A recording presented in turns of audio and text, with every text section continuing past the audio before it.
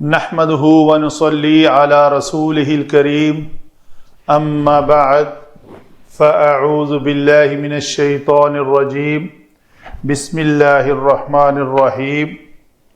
سورۃ البقرہ آیت number 143 continuation چل رہی ہے، تو تجوید کے اعتبار سے اس حصے کو پڑھ لیتے ہیں۔ وَمَا كَانَ اللَّهُ وَمَا كَانَ اللَّهُ نَاللَّهُ، نون کو پتلا رکھ کے آگے لام اسم جلالہ کو پر کرنا ہے، اور واو کے لیے دونوں ہونٹ گول، اور گولائی یہ ہے ما پتلے حرف کے بعد الف آئے تو اس کو پتلا پڑھنا ہے، اگر پر حرف کے بعد آئے تو اس کو پر پڑھنا ہے۔ وَمَا كَانَ اللَّهُ لِيُضِيعَ إِيمَانَكُمْ۔ علم صرف کے اعتبار سے دیکھتے ہیں کیا کلمات ہیں۔ واو پھر استئنافیہ ہے، ما کو علماء لکھتے ہیں یہ ما نافیہ ہے، کانا فعل ناقص ہے، آگے اللہ اسم جلالہ ہے، لیضیع جو لفظ ہے ضاد یا عین مادہ سے باب افعال ہے، یہ بنے گا افعل یفعل کے وزن پر، یضیع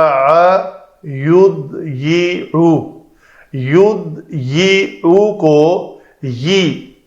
عین کلمہ مکسور ہے تو ماقبل حرف ساکن بن رہا ہے، تو ہم اس کی حرکت ماقبل کو دیں گے، ضاد کسرہ کے ساتھ ہو جائے گا، اور مکسور حرف کے بعد مطابقت کے قاعدے کے مطابق یا ہی ہونی چاہیے، اور یا ہے، ہمیں تبدیلی کی ضرورت نہیں ہے۔ تو یہ لفظ بنا ہمارا یضیع، عین کے اوپر پیش تھی، عین کے اوپر پیش تھی تو ہٹا کے فتح کس نے دی؟ اس ان نے، جو کہ مضمرہ ہے، چھپا ہوا ہے اس لام کے بعد۔ اس لام کو کہتے ہیں لام حرف جر بھی ہے اور لام جہود بھی ہے۔ لام جہود وہ لام ہوتا ہے جو جملہ فعلیہ پہ داخل ہو کر نفی کی تاکید پیدا کرتا ہے۔ تو یہاں پہ ان مصدریہ بھی ہے، ان مصدریہ جو ہے وہ یضیع کو اضاعتی کے معنی میں لے جائے گا۔ اضاعتی تا اور تو کیوں نہیں لکھا؟ اس لام جر کی وجہ سے، تو لام جر نے اس کو اضاعتی کر دیا۔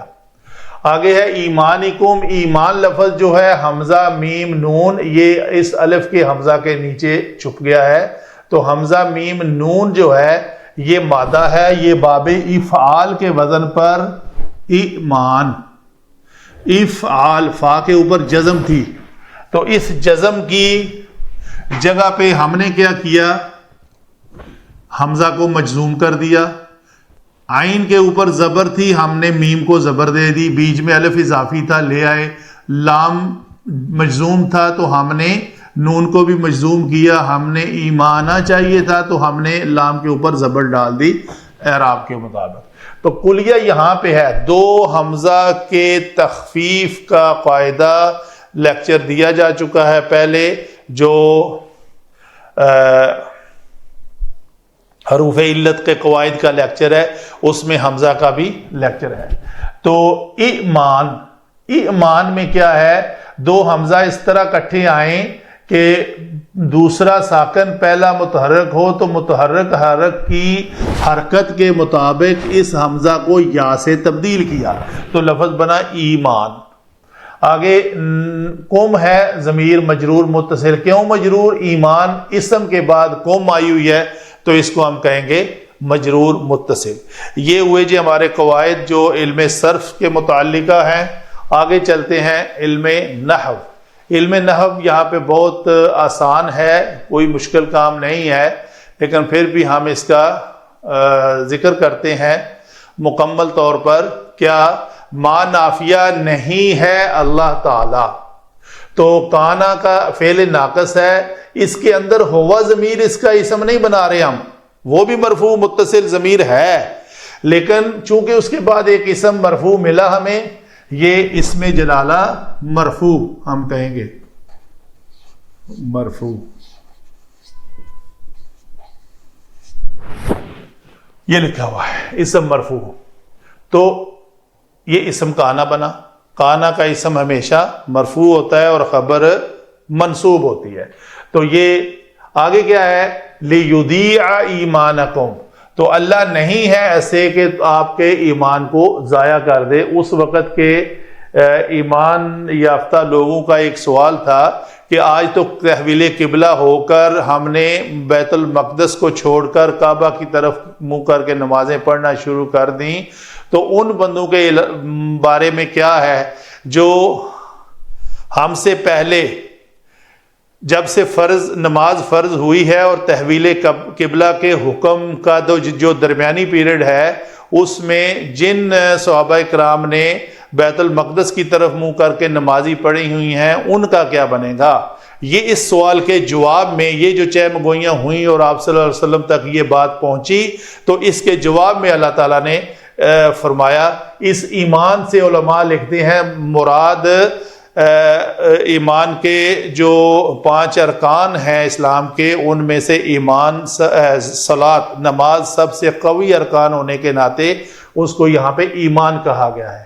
تو اللہ تعالیٰ آپ کے ایمان کو ضائع کرنے والا نہیں ہے، ہرگز نہیں ضائع کرے گا.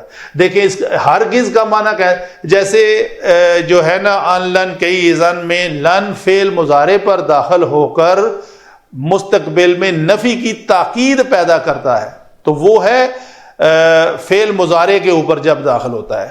تو یہاں پہ کیا ما کان اللہ لیذر المؤمنین علی ما انتم علیہ حتی یمیز الخبیث من الطیب، اور اللہ مسلمانوں کو ہرگز اس حال پر نہیں چھوڑے گا. تو یہ لیذر کانا کے بعد ما کان اللہ لیذر، یہ لام جو ہے لام جہود ہوتا ہے جو فعل ناقص کانا کے بعد آتا ہے، تو اس میں ہرگز کے معنی پیدا کرتا ہے. تو اللہ ہرگز ایسا نہیں ہے کہ آپ کے ایمان کو ضائع کر دے، یعنی آپ کی تحویل قبلہ سے پہلے پڑھی ہوئی نمازوں کو اللہ تعالیٰ ہرگز ضائع کرنے والا نہیں ہے. جو نچوڑ ہے اس آیت مبارکہ کا وہ ہے اور شان نزول کے مطابق ہے. تو یہ ہوا یہاں پہ کانا کا اسم، اور اس کی خبر کیا ہے جی؟ یہ اسم منصوب ہے. ما کان اللہ، اس کا جو علماء لکھتے ہیں مخذوف شکل میں جو بات ہے وہ ہے ما کان اللہ مریدن.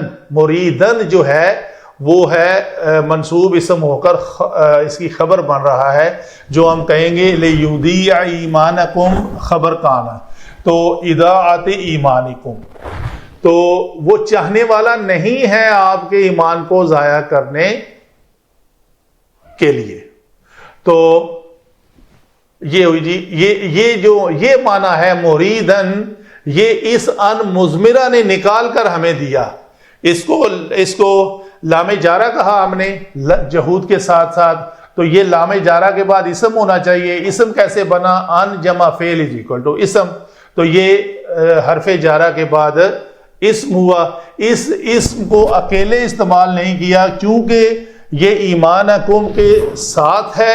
جملہ اگر لام اور ان کو چھوڑ دیا جائے تو یہ ہے یودیع ایمانکم، وہ ایک مذکر ضائع کرے گا تمہارے ایمان کو.